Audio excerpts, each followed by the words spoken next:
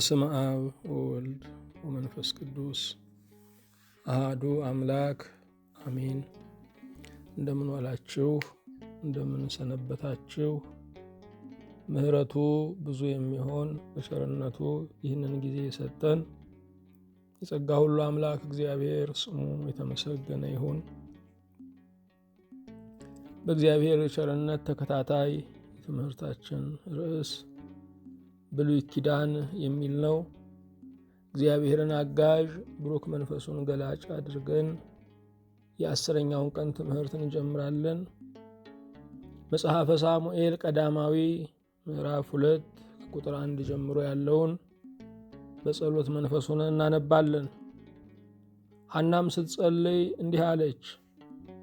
ልቤ በእግዚአብሔር ጸና፣ ቀንዴም በእግዚአብሔር ከፍ ከፍ አለ። አፌ በጠላቶቼ ላይ ተከፈተ። በማዳንህ ደስ ብሎኛል። እንደ እግዚአብሔር ቅዱስ የለምና እንደ አምላካችንም ጻድቅ የለምና ከአንተ በቀር ቅዱስ የለም። ሁሉን የያዘ ሁሉን የምትገዛ የጌታችን የመድኃኒታችን የኢየሱስ ክርስቶስ አባት እግዚአብሔር ሆይ እናመሰግንሃለን።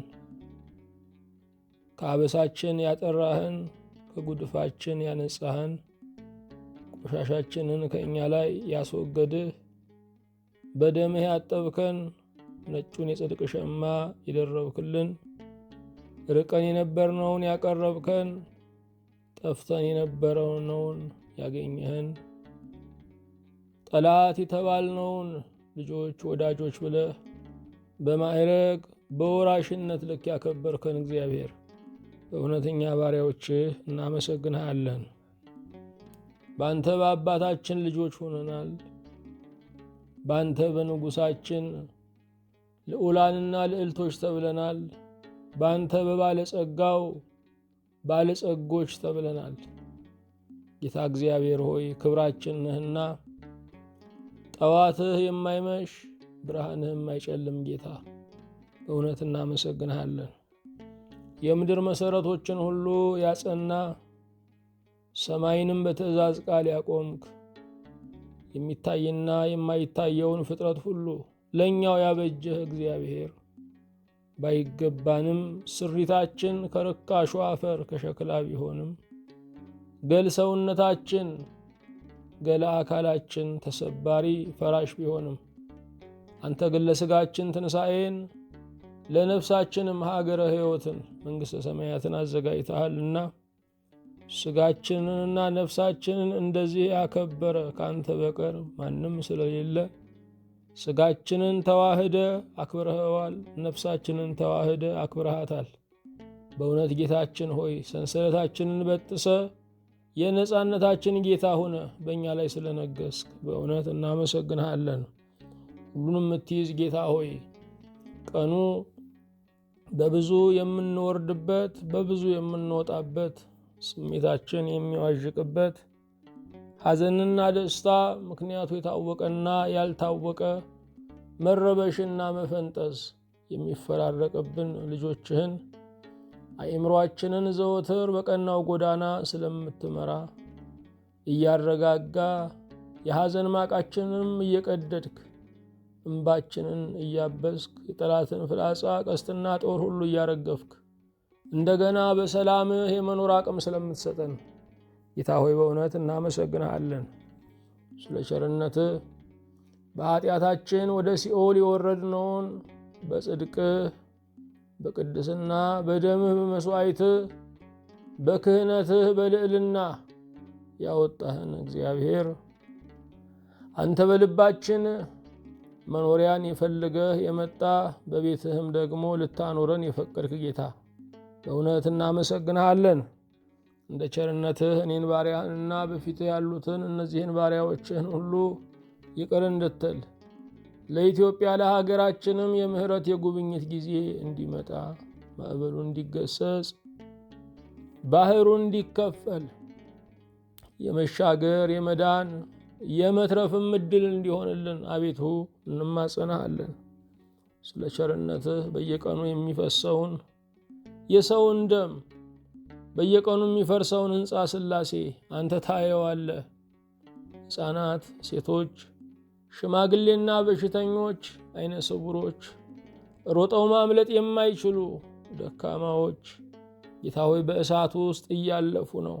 ዙሪያው ገደል ሆኖባቸው እየተጨነቁ ነው። አምላካችን እግዚአብሔር ሆይ እርስ በርሳችን በመበላላት እንዳንጠፋፋ አንተ የጉብኝት ቀን የመዳን ቀን እንድታቀርብልን አቤቱ እንማጸንሃለን። የሁሉ አምላክ እግዚአብሔር ሆይ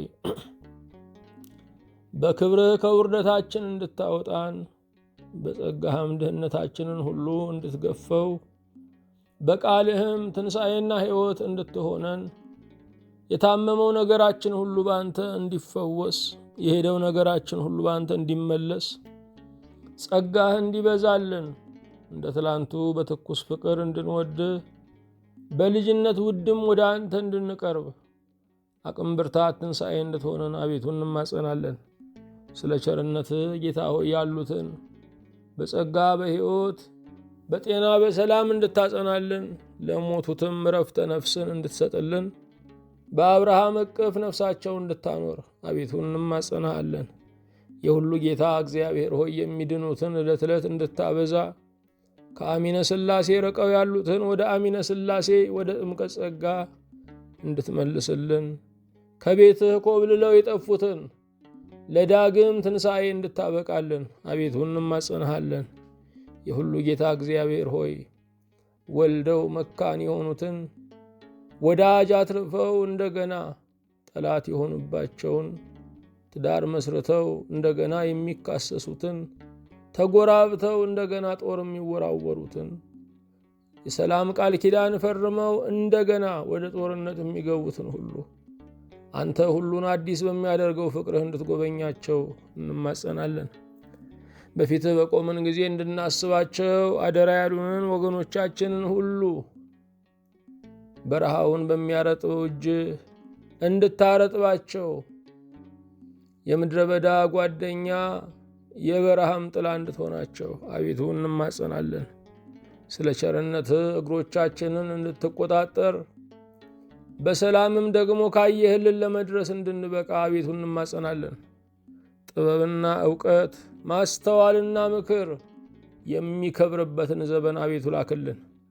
በአደባባይ መካሰሳችንን መፈራረዳችንን ወንድም የወንድሙን ገበና ማውጣቱን ሁሉ አቤቱ በይቅርታህ እንድታልፈው ወደ ልቦናችን ፍጹም ወደ ሆነች ወደ አንተ ፈቃድም እንድትመልሰን አበሳን የሚከድን ፍቅር እንድትሰጠን አቤቱ እንማጸናለን። ቅድስት ቤተ ክርስቲያናችንን ተዋህዶ ሃይማኖታችንን እንድታጸናልን ለአገልጋዮችህ የሞገስ የጉብኝት የጸጋ የብርታት ዘመን እንዲሆን አቤቱ እንማጸናለን። በጌታችን በኢየሱስ ክርስቶስ በእርሱ ያለ ክብር ጽን ለአንተ ይገባሃል። ከእርሱ ጋር ከመንፈስ ቅዱስም ጋር ትክክል የሚሆን ዛሬም ዘወትርም ለዘላለሙ አሚን። የእግዚአብሔር የአምላካችን ስሙ የተመሰገነ ይሁን። ርዕሳችን ብሉይ ኪዳን የሚል ነው። ዛሬ በእግዚአብሔር ቸርነት አንደኛ ሳሙኤልና ሁለተኛ ሳሙኤልን በማየት እንጀምራለን። መጽሐፈ ሳሙኤል ቀዳማዊና መጽሐፈ ሳሙኤል ካልዕ ሁለቱ መጻሕፍት እንደ አንድ መጽሐፍ ይቆጠራሉ። መጽሐፈ ሳሙኤል ከመጽሐፈ መሳፍንት ቀጣይ የሆነ መጽሐፍ ነው። መጽሐፈ መሳፍንት የ300 ዓመት የምስፍና ታሪክ የ300 ዓመት የመሳፍንትን አገዛዝ የሚነግረን ነው። መጽሐፈ መሳፍንት ሚዛን ስለሌለበት ዘመን፣ ተውባይ ስለሌለበት ዘመን፣ መካሪ ሽማግሌ መሪ ንጉሥ ስለሌለበት ዘመን የሚናገር ነው። መጽሐፈ መሳፍንት ትውልድ እንደ ዓይን የጠፋበት ዘመንን የሚያመለክት ነው። ሁሉ በሰፈሩ አለቃ ሹሞ የሃይማኖትም የግብረ ገብም የሞራልም መስፈርት የሌለው ዘመን እንደነበረ ይነግረናል። መጽሐፈ መሳፍንት በብዙ ጎኑ የኛን ዘመን ይመስላል። ሁሉ በፊቱ መልካም መስሎ የታየውን ያደርግ ነበር ይላል። ለምን? ንጉሥ ስላልነበረ። ለካ ንጉሥ የሕዝቡ ድንበር ጠባቂ ብቻ ሳይሆን፣ የሀገሩ ድንበር ጠባቂ ብቻ ሳይሆን፣ ንጉሥ የሕዝቡ የሞራል የሃይማኖት ጠባቂም እንደሆነ እንረዳለን። እውነት የሚባል ነገር የለም። እውነት ገና በፍለጋ በአሰሳ ላይ ነው ያለችው። ያለነው በድህረ እውነት ዘመን ላይ ነው። ያንተ እውነት ላንተ ነው፣ እኔ ደግሞ እውነት ያልኩት እርሱ እውነት ነው። የሚያገናኘን ማዕከል የሚገዛን የበላይ ሀቅ የለም የሚባልበት የኛ ዘመን ዘመነ መሳፍንት ነው። እንደ ዘመነ መሳፍንት ጣዖት አምላኪውም ልክ ነው፣ እግዚአብሔርን የሚያመልከውም ልክ ነው እያልን ያለ ነው። እንደ ዘመነ መሳፍንት በዚህኛውም የወደቀ በዚህኛውም የመረጠ ሁለቱም ልክ ነው እያልን ነው። የእውነት መለኪያን ስሜታችን፣ ስጋዊ ደስታችን እያደረግነው ነው።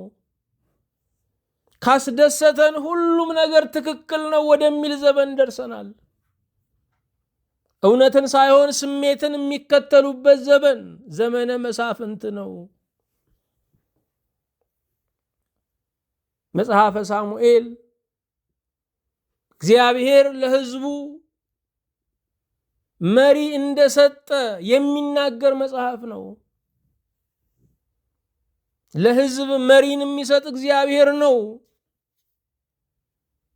ሕዝብ መልካም ካደረገ እግዚአብሔር በመሪው በኩል በረከት ይልካል። ሕዝብ በክፋት ከጸና በመሪው ይቀጣዋል። ለእግዚአብሔር መሪዎች የበረከትም የመርገምም ምክንያት ናቸው ወይም ሰራተኞች ናቸው። የነገስታት ንጉሥ እግዚአብሔር ነገስታትን በምድር ላይ ይሾማል። መጽሐፈ ሳሙኤል እግዚአብሔር የሕዝቡን ጩኸት ሰምቶ መሪ እንደሰጣቸው የሚናገር መጽሐፍ ነው።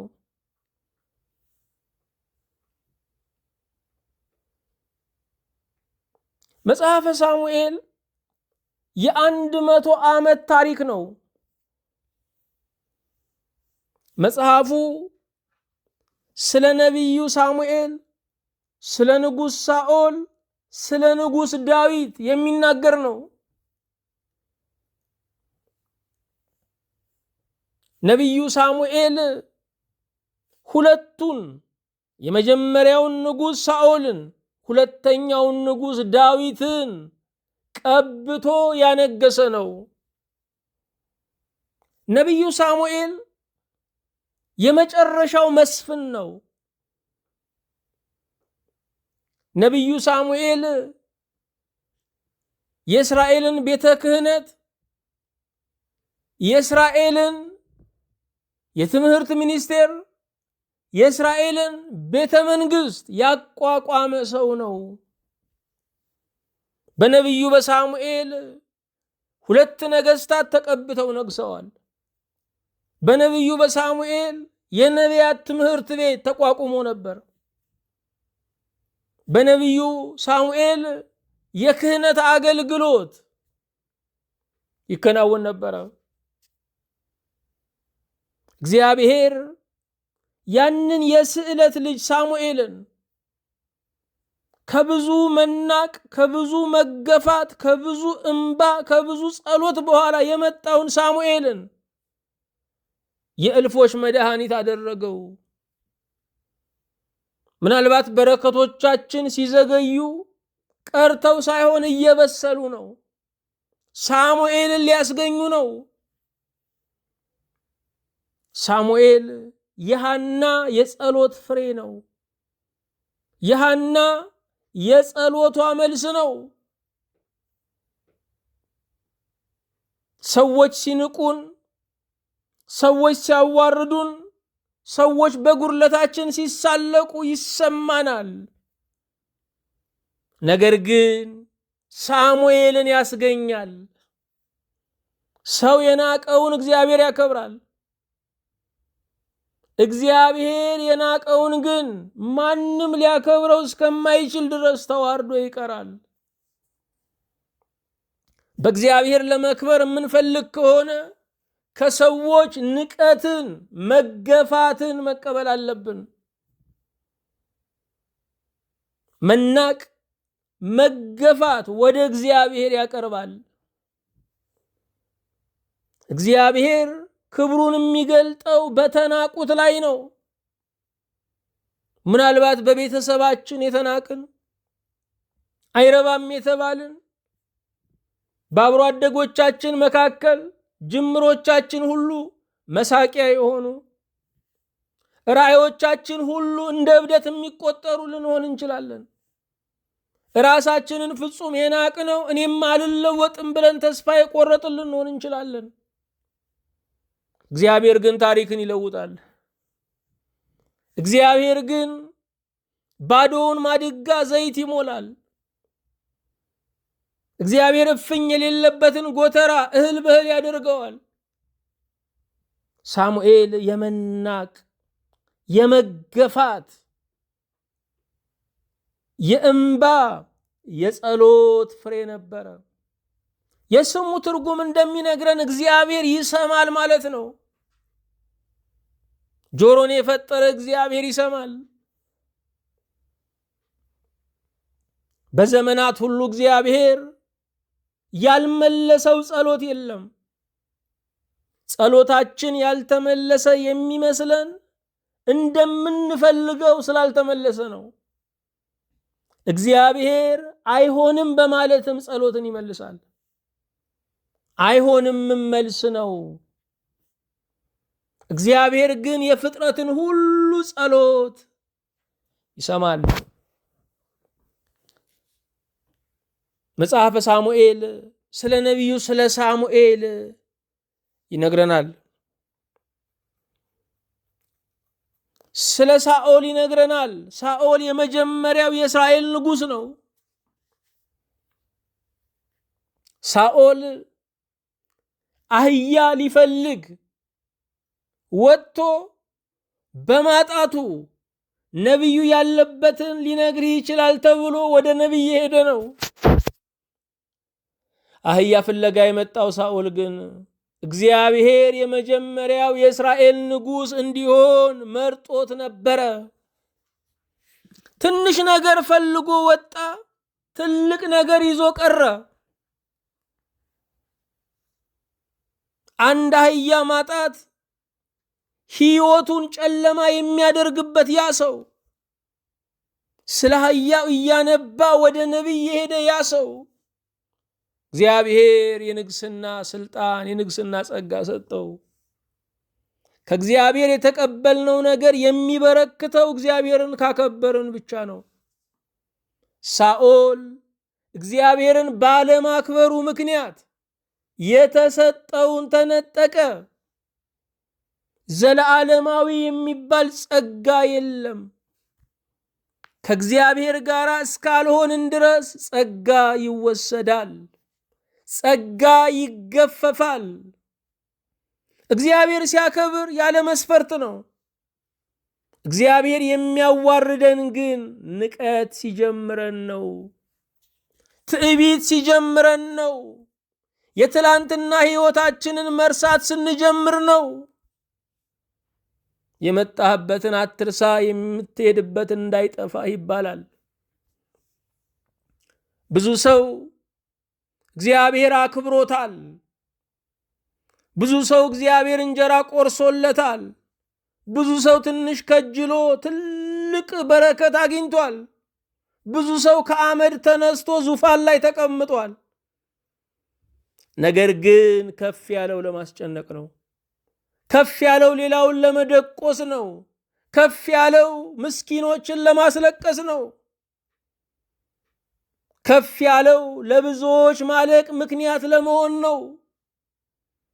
የሰው ልጅ እውነተኛ ጠባዩ የሚገለጠው ስልጣን የሰጡት ቀን ነው። በስልጣኑ የጀመረው ጠባይ ሳይሆን የተደበቀው ጠባዩ ይወጣበታል። ሳኦል እግዚአብሔር የእርሱ እኩያ መሰለው። በጉቦ እደልለዋለሁ ብሎ ተነሳ። ስለዚህ እግዚአብሔር በእስራኤል ላይ ንጉሥ እንዳትሆን ንቄሃለሁ አለው። ሳኦል በጥሩ ጀምሮ በመጥፎ ያጠናቀቀ መጨረሻው ያላማረለት ነው። ሳኦል ያጣውን ነገር አሁንም በብልጠት ነው እንደገና ይፈልግ የነበረው። በንስሐ እንኳ ወደ እግዚአብሔር ለመቅረብ አላሰበም። በጸጋ የተሰጠን ነገር የሚመለሰው በንስሐ ነው። በብልጠት ልናገኘው አንችልም። የእግዚአብሔር ጸጋ በየዋህነት፣ በገራምነት፣ በትህትና የሚገኝ ነው። እግዚአብሔር ከዚህ ዓለም መርማሪዎች፣ ፈላስፎች የተሰወረ ለሕፃናትና ለገበሬዎች ለአማንያን የተገለጠ ነው። እግዚአብሔርን የምታየው በቤተ ሙከራ ያለች አጉሊ መነጽር አይደለችም። እግዚአብሔርን የምታየው ንጹሕ ልብ ናት። እግዚአብሔር የሚታይበት መነጽሩ ንጹሕ ልብ ነው። ሳኦል ብልጥ ሆነ። ሳኦል እግዚአብሔር የእርሱ ልክ መሰለው። ሳኦል ያከበረውን እግዚአብሔርን አላከበረም። ዛሬ በዕድሜ አክብሯችኋል፣ እግዚአብሔርን አክብሩት። በሀብት እግዚአብሔር አክብሯችኋል፣ አክብሩት። በስልጣን አክብሯችኋል፣ አክብሩት። በጸጋ አክብሯችኋል፣ አክብሩት። በትዳር አክብሯችኋል፣ አክብሩት። በአገልጋይነት አክብሯችኋል፣ አክብሩት። እግዚአብሔር የሚያከብሩትን ያከብራል። መጽሐፈ ሳሙኤል ስለ ሁለተኛው ንጉሥ ስለ ዳዊት የሚናገር ነው። ሳኦልም ሆነ ዳዊት ምንም የጀርባ ታሪክ የሌላቸው፣ አንደኛው አህያ ፍለጋ ወጥቶ የነገሰ፣ ሁለተኛው ዳዊት ደግሞ ከእረኝነት ስፍራ ተጠርቶ የእስራኤል ንጉሥ የሆነ ነው። እግዚአብሔር ባለጠጋውን፣ እግዚአብሔር የሹም ልጅን፣ እግዚአብሔር ትልቅ ነኝ ብሎ የሚያስበውን እግዚአብሔር ምሁሩን ቢቀባው ወትሮም ባለኝ ነገር ሰማይ ፈለገኝ ብሎ ያስባል። እግዚአብሔር ግን ምንም የሚመኩበት የሌላቸው ድሆችን ይመርጣል። ምንም የሚመኩበት የሌላቸውን የዕድሜ ድሆችን፣ የገንዘብ ድሆችን፣ የእውቀት ድሆችን እግዚአብሔር ይመርጣል። እግዚአብሔር ሊሰራ ሲነሳ ባዶነታችን አይመልሰውም። እግዚአብሔር አሟልቶ ይጠቀምብናል። እግዚአብሔር ጠግኖ ይጠቀምብናል። እግዚአብሔር እንደገና ሰርቶ ለክብሩ መገለጫ አደባባይ ያደርገናል። ዳዊት በገዛ ቤተሰቡ የተናቀ ነበረ። እምነቱ እንደ ትዕቢት፣ እንደ እልከኛነት የሚታይበት ነበረ። ዳዊት አንበሳና ድብ በነበሩበት ጫካ ዱር ውስጥ በጎችን እንዲያሰማራ ይሙት በቃ የተፈረደበት ሰው ነው። የገዛ ቤተሰቡ የገፋውን እግዚአብሔር ተቀበለው። አባትና እናት የተዉትን እግዚአብሔር አነሳው። እግዚአብሔር ከኛ ጋራ የሚሆነው ከነገሌ ጋራ እነማን አሉ ብሎ አይደለም። ሰዎች ከኛ ጎን የሚቆሙት ከጎናችን የቆሙትን መዝነው አስልተው ነው። እግዚአብሔር ግን የጀርባ ታሪክ የሌላቸውን፣ እግዚአብሔር በግራ በቀኝ ደራሽ የሌላቸውን እነሱን ያከብራል። ዳዊት በመናቅ ውስጥ፣ ዳዊት ለሞት በመተው ውስጥ፣ ዳዊት የአባትና የእናትን ጭካኔ በመቀበል ውስጥ ለእግዚአብሔር ምስጋና በበገና ያቀርብ ነበረ። ምስጋና የጨለመውን ያነጋል። ምስጋና ቁስለኛ ነፍስን ይፈውሳል። ምስጋና ወደ ሰማይ የምንወጣበት መሰላል ነው። ምስጋና የእግዚአብሔርን ክብር የምናይበት ብርሃን ነው። ዳዊት ምድረ በዳው መቅደሱ ነበረ። በመቅደሱ የሚያፌዙ ነበሩ። ዳዊት ግን በምድረ በዳ ለእግዚአብሔር ይቀድስ ነበረ።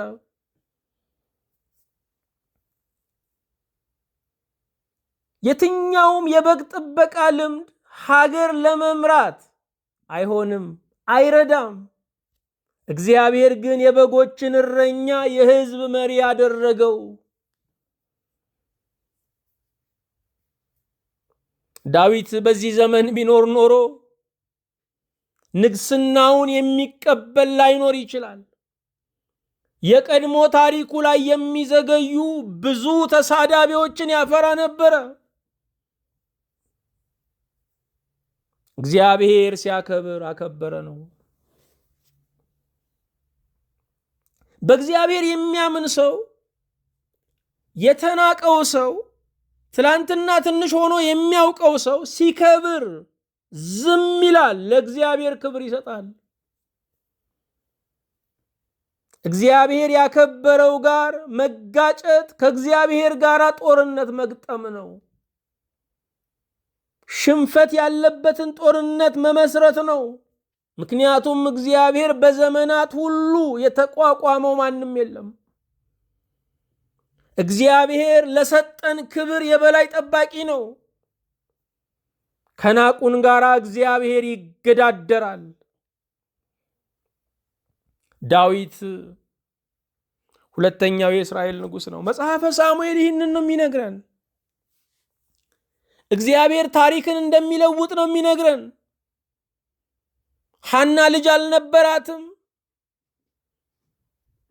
በጣውንቷ ንቀትን፣ ስድብን ታስተናግድ ነበረ። እግዚአብሔር ታሪኳን ለወጠና ሳሙኤልን የመሰለ ልጅ ሰጣት። እሷም ወትሮም ልጅ የወለድኩት ጧሪ ቀባሪ ለማግኘት አይደለም፣ እግዚአብሔር እንደሚሰራ የናቁኝ ይዩ ብዬ ነው ብላ ለእግዚአብሔር ሰጠችው። ልጅን የለመነችው ለኩራት አልነበረም። ልጅን የለመነችው ቀባሪና ጧሪ በመፈለግ አይደለም። በእግዚአብሔር የሚያምን ሰው ልጄ ይጦረኛል፣ ይቀብረኛል አይልም። በልጅ ጣዖት አይያዝም። በእግዚአብሔር የሚያምን ሰው ጧሬም ቀባሬም እግዚአብሔር ነው ይላል።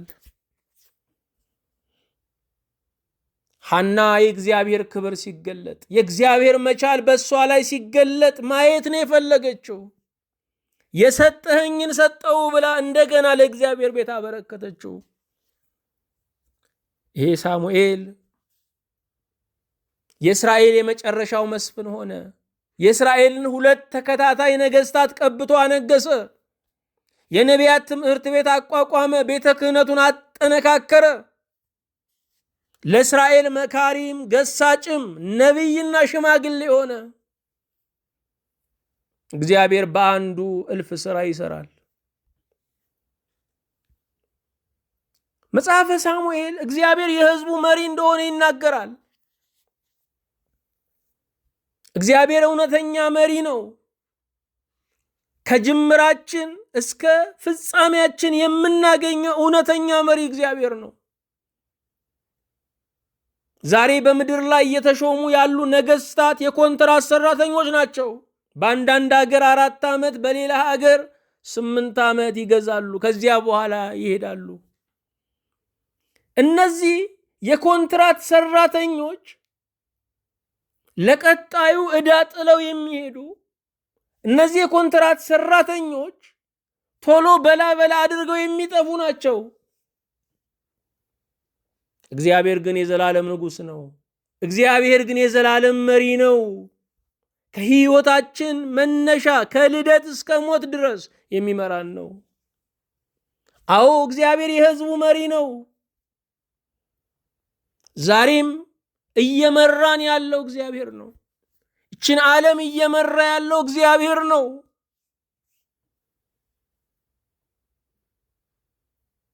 የነገስታቱን አእምሮ እየተቆጣጠረ ያለ እግዚአብሔር ነው።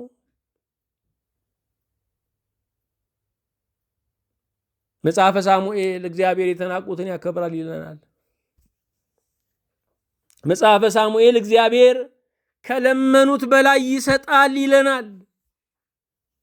ምክንያቱም እኛ እንደ አቅማችን እንለምናለን፣ እግዚአብሔር እንደ አቅሙ ይሰማል። አንድን ባለጠጋ የሚያስፈልገንን 1 ብር ብንጠይቀው 1000 ብር ሊሰጠን ይችላል። እንደ አቅማችን እንለምናለን፣ እንደ አቅሙ ይሰጣል።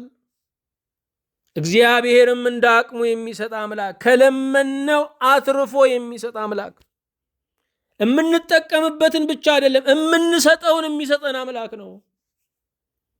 እግዚአብሔር ከስጦታው ጋር ሁል ጊዜ ለሌሎች የምንሰጠው አደራ ልኮናል። አደራውን ያወቀ ያከበረ ሰው የታደለ ነው። አደራውን የቆረጠመ ሰው የእግዚአብሔርን ጸጋ የተሰጠውን ስጦታ ወደ ራሱ ብቻ አፍኖ የያዘ ያልታደለ ነው።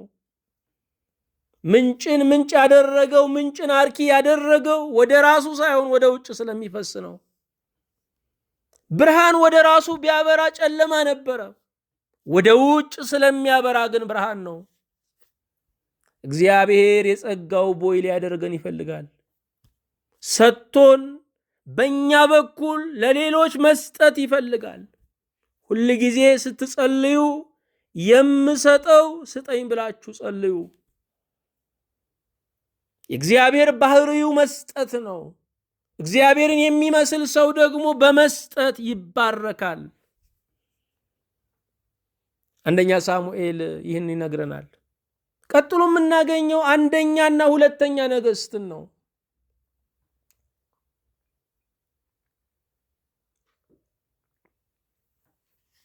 አንደኛና ሁለተኛ ነገሥትም እንደ አንድ መጽሐፍ ይቆጠራሉ በአይሁዳውያን አቆጣጠር።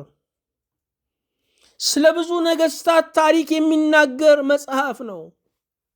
ለዚህ ነው መጽሐፈ ነገሥት ተብሎ የተሰየመው።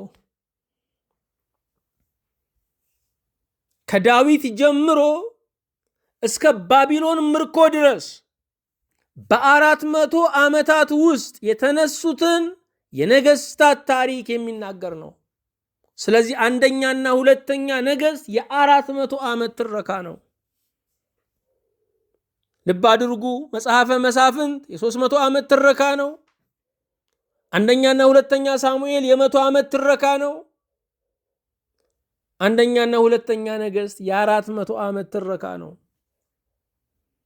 ስለ ብዙ ነገሥታት የሚናገር መጽሐፍ ነው። ምናልባት እኛ ነገሥታትን ልንጠላ እንችላለን። እንከን እያወጣን ልንነቅፍ እንችላለን። እንደውም በዚህ ዘመን ላይ መሪዎችን መሳደብ የሐቀኝነት ምልክት ተደርጎ እየታየ ነው። የሐቀኝነት ምልክት ለመሪዎች መጸለይ፣ የሳቱትን በጨዋ ደንብ በመንፈሳዊ ቋንቋ መግለጥ፣ ሲስቱ በአባትነት መንፈስ መገሰጽ። ስድብ ተለያይቶ ያገናኘው አገር የለም። ከጥላቻ የሆነ ትችት ያረመው አንድም ሰው የለም። በፍቅር የማንገስጽ ከሆነ ሰዎቹን እልህኛ እንዳናደርግ ዝም ማለት አለብን።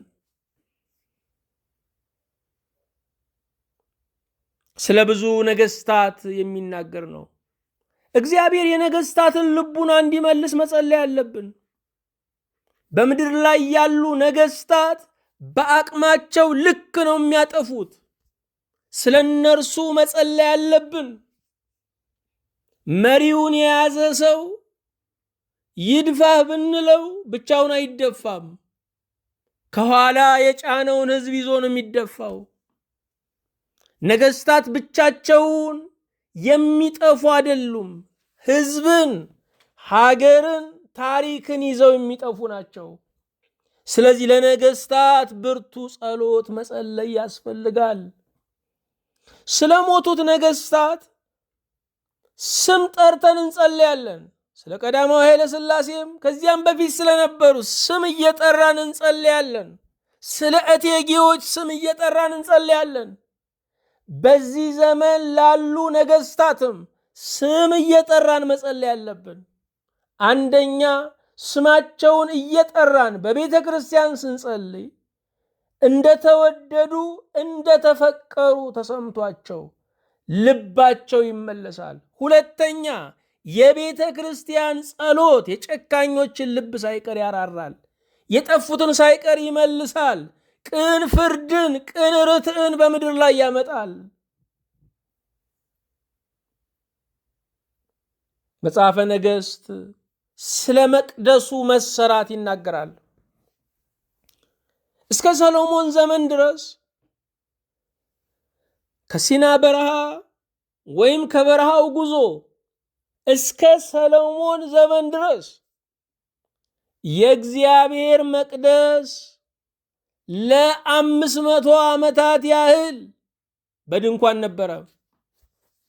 ዳዊት የእግዚአብሔርን ቤት ለመስራት ተነሳ። ፈቃድ ነበረው፣ የማስተባበር አቅም ነበረው፣ ገንዘብ ነበረው። እግዚአብሔር ግን አልፈቀደለትም። የእግዚአብሔርን ቤት የምንሰራው ገንዘብ ስላለን ስልጣን ስላለን አይደለም፣ ፍላጎት ስላለንም አይደለም፣ ስለተፈቀደልን ነው። ዛሬ የእግዚአብሔርን ቤት ለመስራት ከታደልን፣ ወንጌልን ለማስፋፋት ከታደልን ወገኖቼ ከዳዊት በልጠናል ማለት ነው። ዳዊት ግን እኔ ባልሰራውም ልጄ ይሰራዋል ብሎ ብርና ወርቁን አስቀመጠ። ለሰሎሞን አቀለለለት። ሁልጊዜም እውነተኛ መሪነት ለቀጣይ ትውልድ ማቅለል ነው። ለቀጣይ ትውልድ በረከትን ማስቀመጥ እንጂ ዕዳ ማስቀመጥ አይደለም። የተያዘችን ሀገር እንዳይወርስ፣ የወደቀችን ሀገር እንዳይወርስ ለቀጣይ ትውልድ ማሰብ፣ ይሄ የአባትነት የመሪነት ወግ ነው። የመጀመሪያው መቅደስ የሰሎሞን መቅደስ ተብሎ የሚጠራው ለ400 ዓመታት ያህል አገልግሎት የሰጠው ኋላ በባቢሎን ምርኮ የፈረሰው ይሄ መቅደስ መሰራቱን መጽሐፈ ነገሥት ይነግረናል። እግዚአብሔር በመቅደሱ ምርቃት ቀን በክብር ተገለጠ። እግዚአብሔር ለስሙ የተሰራውን ያከብራል። ለስሙ የተሰራውን እግዚአብሔር ያከብራል። መጽሐፈ ነገሥት የእስራኤል መንግስት ለሁለት መከፈሉን ይነግረናል። ለሁለት የተከፈለበት ምክንያቱ ምንድን ነው? የሰሎሞን ልጅ ሮብዓም በነገሰ ጊዜ የእስራኤል ነገዶች መጡ። አባትህ ቀንበር አክብዶብናል፣ አቅልልልን አሉት። ሰሎሞን 1000 ሚስቶችን አግብቶ ነበረ። የዓለም ነገስታት ልጆችን ልዕልቶችን አግብቶ ነበረ። ምናልባት እኛ እንደምናስበው ለሴሰኝነት ሳይሆን ሰሎሞን 1000 ሚስት ያገባው የዓለምን መንግስታት ሁሉ ለመቆጣጠር ብሎ ነው። ልዕልቶቹን የነገስታትን ልጆች ከያዘ መላው ዓለምን እንደያዘ እንዲሰማው ነው። እንኳን የአንድ ልዕልት አይደለም፣ እንኳን የ1000 ልዕልት አይደለም፣ እንኳን የ1000 እቴጌ አይደለም፣ የአንድ ሴት የቅባት ወጪ እንኳ ጭንቅላት ያዞራል። ስለዚህ ሰሎሞን ለ1000 ሚስት ጌጥና ወርቅ ቅባትና ምግብ ሲያዘጋጅ ግብር በህዝቡ ላይ ያጸና። በዚህ ምክንያት ሕዝቡ ተጨንቆ ስለነበረ ይሄንን አቅልልልን በማለት ለሮብዓም አቤት አሉ። ሮብዓም ከሽማግሌ ጋር መከረ፣ አልጣመውም። የሽማግሌ ምክር ተሸንፈህ አሸንፍ ነው። ወደ መሰሎቹ ወደ ወጣቶቹ ሄደ። የወጣት ምክር ደግሞ አሸንፈ ተሸነፍ ነው። በዚህ ምክንያት ሕዝቡን በገራም ቃል ሊናገር ባለመቻሉ የእስራኤል መንግሥት ለሁለት ተከፈለ። ከነገሥታት አፍ የሚወጣ ቃል አገርን አንድ ያደርጋል፣ አገርን ይበትናል። ስለዚህ 10ሩ ነገድ ተገንጥሎ ሰሜናዊ መንግሥት አቋቋመ። የመንግሥቱም ስም የእስራኤል መንግሥት ተባለ። ከሮብዓም ጋር የቀረው 2 ነገድ የይሁዳ ነገድና የብንያም ነገድ ነው። ደቡባዊ መንግሥት አቋቋመ። የመንግሥቱም ስም የይሁዳ መንግሥት ተባለ። ልብ አድርጉ። በመከፋፈል ውስጥ ጠላት ይመጣል። የመከፋፈል መጨረሻው መደምሰስ ነው። ከክርስቶስ ልደት በፊት በ722 ዓመት የሰሜኑ መንግሥት በአሦራውያን ተደመሰሰ። የደቡቦቹ በሰሜኑ ሳይስቁ አልቀሩም። የሳቁት መድረሱ አይቀርምና የደቡቡ የሰሜኑ ዕጣ ደረሰበት። በ586 ዓመት ዓለም በ586 ዓመት ከክርስቶስ ልደት በፊት በባቢሎናውያን ተደመሰሰ። የኢየሩሳሌም ቅጥር ፈረሰ፣ መቅደሱ ተቃጠለ፣ ንዋያተ ቅድሳት ሁሉ ተማርከው ወደ ባቢሎን ተወሰዱ። አንደኛና ሁለተኛ ነገሥት የእስራኤልን የመጨረሻውን መንግሥት ወይም ደግሞ የዳዊት ቤትን የመጨረሻውን ንግስና ይነግረናል።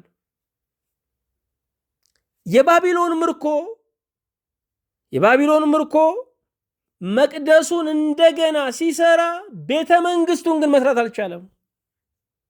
ከባቢሎን ምርኮ በኋላ በባቢሎን 70 ዓመት ቆይተው ከተመለሱ በኋላ እስራኤል መንግስት አልነበራቸውም።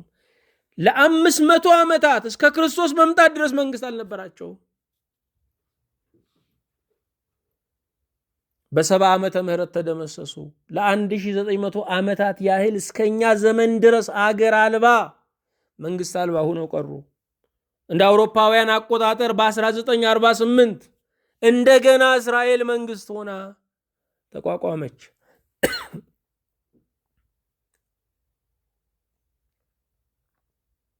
ብዙዎቻችን እግዚአብሔር ለእስራኤል የሚያዳላ ይመስለናል። እንደ እስራኤል ግን የተቀጣ የለም።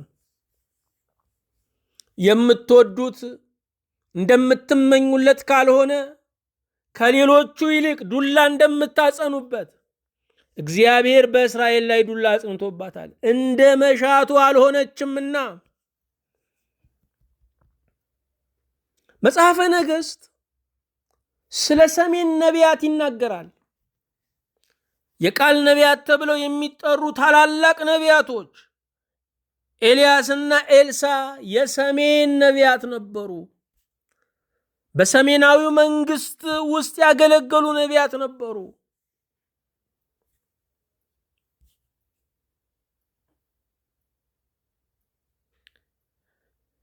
መጽሐፈ ነገሥት ስለ ባቢሎን ምርኮ ይናገራል። የባቢሎን ምርኮ ብዙ ኪሳራም ብዙ ትርፍ የሚያመጣ ነው። እስራኤላውያን አምልኮታቸውን ለዓለም እንዲያስተዋውቁ ያደረገም ነው። እስራኤላውያን በባዕድ ምድር ላይ ስለ አንዱ አምላክ የሰበኩበትም ነው። የእስራኤል ልጆች ወይም የኢየሩሳሌም ነዋሪዎች ወደ ባቢሎን የተማረኩት እግዚአብሔር ተሸንፎ ጣዖታት አሸንፈው ሳይሆን የኃጢአት ውጤት ነው። መቅደሱ የፈረሰው በኃጢአት ነው። እግዚአብሔርማ ኢትዮጵያን ጥሎ አይጥላትም። እመኑኝ ኢትዮጵያ ምንም አትሆንም የሚሉ ሰዎች አሉ። ከዚህ በላይ ምን እንሆን? ኢትዮጵያ ምንም አትሆንም ስንል በሚሊዮን የረገፈው ኢትዮጵያዊ አይደለም ወይ? ዛሬ በጎጆ ሰላም ማደር ያቃተው በሬውን እየገበረ የሚኖረው ልጁን እየሰጠ የሚኖረው ገበሬ ኢትዮጵያዊ አይደለም ወይ? በየቀኑ በጦርነት በገዛ ልጆቹ የሚጨነቀው ኢትዮጵያዊ አይደለም ወይ? የሚያዋጣን መኮፈስ አይደለም፣ ንስሐ መግባት ነው። እንኳን ኢትዮጵያ ብዙ ትንቢት የተነገረለት ሱባኤ ተቆጠረለት የሰሎሞን መቅደስ ፈርሷል። ያፈረሰው ኃጢአት ነው። ወደ እግዚአብሔር ካልተመለስን እንፈርሳለን። ምክንያቱም ከፈረሱ ሀገራት እኛ በምንም አንለይም። እግዚአብሔር የሚወደው የሰው ልጅ እንጂ የሚያዳላበት የለውም። እሱ የቅን ፈራጅ ነው። ሀገራችንን ከአረንቋ የምናወጣት በንስሐ በመመለስ ነው። የሚመሩን ሁሉ የኛ ግልባጮች ናቸው። እግዚአብሔር የኛን መልክና ፍላጎት ነው እዚያ ጋር ያስቀመጠው። የሚመሩን ዘረኞች ናቸው ስንል እነሱስ 4 አውራጃዎችን በአንድ ጠቅልለው አንድ ዘር ይሰጡታል። እኛ በየጎጡ በቤት ቁጥር ደርሰናል። በየውጭ ሀገር ተሰደን እንኳ የአማራ ቤተክርስቲያን፣ የትግሬ ቤተክርስቲያን እያልን ተከፋፍለናል። ሰማይና ምድር የማይችሉትን ሰፊ የሆነውን ሃይማኖትን አጥበን ሰፈራችን አስገብተነዋል። ዛሬ ከወንዙ ልጅ ከቋንቋው ጋር ጽዋ የማይጠጣ ማን ነው? ንስሐ አባት እንኳ የምንይዘው የወንዝ ልጅ ቆጥረን ነው። ሃይማኖት አለን ወይ? በእግዚአብሔር በእውነት እናምናለን ወይ? የይቅርታ ልብ አለን ወይ? አዎ ወገኖቼ፣ እኛን የሚመስሉትን ያስቀምጣል። ከገባንበት ነገር ሁሉ ልንወጣ የምንችለው ፍጹም ወደ እግዚአብሔር በመመለስ ብቻ ነው። ነገስታት ከሕጉ ሲወጡ ለሀገር መከራ ያመጣሉ። ቸልተኛ ሲሆኑ፣ ራስ ወዳድ ሲሆኑ፣ እኔ ከሞትኩ ሰርዶ አይብቀል ሲሉ ለሀገር መከራ ያመጣሉ። የባቢሎን ምርኮ አንዱ ምክንያት ዕድሜ የተጨመረለት ሕዝቅያስ እግዚአብሔር ይማርህ ለማለት ከባቢሎን የመጡ ሰዎችን ሳይጠራጠር በመንግስቱ ያለውን ግምጃ ቤት በሙሉ ወርቁን፣ ብሩን፣ የጦር መሳሪያውን ሁሉ አስጎበኛቸው። እነሱ ከሄዱ በኋላ ነቢዩ መጣ። ወደ አንተ ማን መጣ? ሊጠይቁኝ ባቢሎናውያን። እንኳን ተሻለ ሊሉኝ መጡ አለ። በቤትህ ምን አዩ? ያላዩት የለም አለው። ያዩትን ሁሉ ሊወስዱ ይመጣሉ አለው። የሀገርን ምስጢር፣ የሀገርን ሀብት፣ ሀገር የቆመችበትን ምሰሶ ለባዕዳን ገልጠን የምናሳይ ከሆነ ወዳጅነታችን ልክ የሌለው እንደሆነ ያንን ሊወስዱ ይመጣሉ። ገበናችንን ያሳየናቸው እንደገና ሊዘርፉ ይመጣሉ፣ ሊማርኩ ይመጣሉ። ስለዚህ ሁል ጊዜ ሀገር የሚቆመው በምስጢር ነው። ሀገር የሚቆመው በምስጢር ነው። የሀገራችንን ውስጥ ልብስ ለዓለም በገለጥን ቁጥር መደፈራችን፣ በሌሎች መወረራችን እየጨመረ ነው የሚመጣው። አንደኛና ሁለተኛ ነገሥት ይህን ይነግረናል። የእስራኤልና የይሁዳ ነገሥታትን ታሪክ መሳ ለመሳ የሚነግረን መጽሐፍም ነው። ተከፋፍለዋል፣ 2 መንግስት ሆነዋል። እግዚአብሔር ግን በሰማርያም ሆኑ በኢየሩሳሌም ግንኙነቱ ከህዝቡ ጋር ነው። በባቢሎንም ሆኑ በአገራቸው ግንኙነቱ ከህዝቡ ጋር ነው። የትም ብንሆን ለእግዚአብሔር አንርቀው። ከሀገራችን ብንሰደድም ከዘመድ እንጂ ከመድኃኔ ዓለም አራቅንም። አንደኛና ሁለተኛ ነገሥት የሚደመድመው ስለ ባቢሎን ምርኮ በመናገር ነው። ልድገምላችሁ። የባቢሎን ምርኮ የሚመለከተው የደቡቡን መንግስት የይሁዳ ነገድና የብንያም ነገድ ያሉበትን መናገሻ ከተማውን ኢየሩሳሌም ያደረገውን ነው። የባቢሎን ምርኮ ለ70 ዓመታት ያህል የቀጠለ ነው። 70ኛው ዓመት ላይ የመከራቸው ጽዋ ሞላ። እግዚአብሔር አለቅልቆ ደፋላቸው። ከዚያ በኋላ በባዕዳን እየተገረፉ የተወሰዱ፣ በባዕዳን ነገስታት ድጋፍ ደግሞ እየተሸለሙ እየተሾሙ ወደ ሀገራቸው ገቡ። በባዕዳን መቅደሳቸው ፈረሰ። በባዕዳን እርዳታ በነቂሮስ ትእዛዝ እንደገና መቅደሱ ተሰራ። የመጀመሪያው መቅደስ የሰሎሞን መቅደስ ስንለው፣ ሁለተኛው መቅደስ የዘሩባቤል መቅደስ ይባላል። ይሄ መቅደስ ጌታችን በስጋ ማርያም ተገልጦ በምድር ላይ እስከመጣ ጊዜ ድረስ አገልግሎት ላይ ነበረ። ጌታ ከተሰቀለ ከ40 ዓመት በኋላ በ70 ዓመተ ምህረት እንደገና በሮማውያን ተደመሰሰ። ሶስተኛ መቅደስ በመጨረሻው ዘመን ይሰራል። ሶስተኛው መቅደስ በተሰራ ጊዜ የዓለም ፍጻሜ እየቀረበ ይመጣል።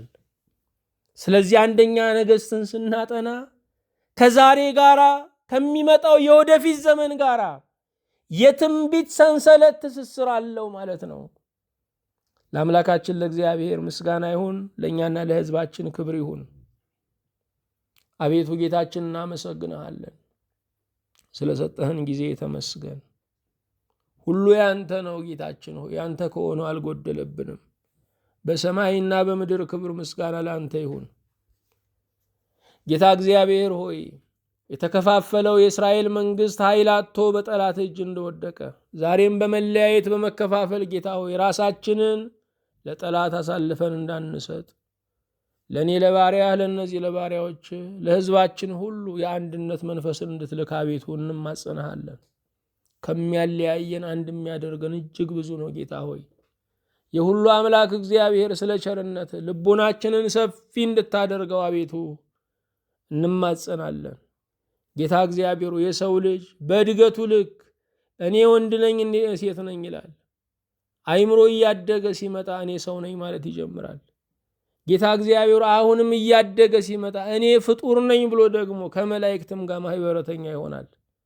የሁሉ አምላክ እግዚአብሔር ከሰፊው አዳራሽ እንድታስገባን የእግዚአብሔር ፍጡር ነን በማለት እንኳን ሰውን ፀሐይና ጨረቃን እንደ ዘመድ ዛፍና ቅጠሉን ሁሉ ደግሞ እንደ ልጆቻችን እንደ ወገኖቻችን እንድናይ ጸጋህን አብዛለን። ስለ ሁሉም ተመስገን። መንግስት ያንተ ነው፣ ክብርም ያንተ ነው፣ ኃይልም ያንተ ነው፣ ማዳንም ያንተው ነው።